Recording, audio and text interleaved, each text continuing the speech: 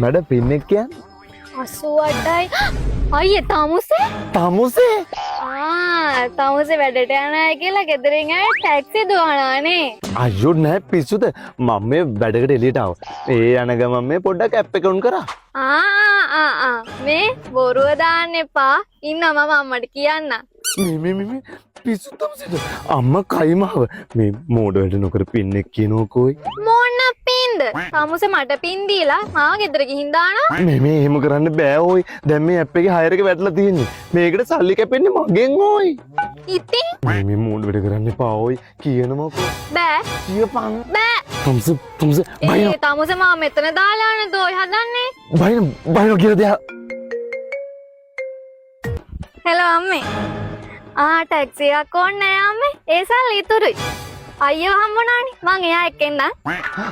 ඕයි. කනවත.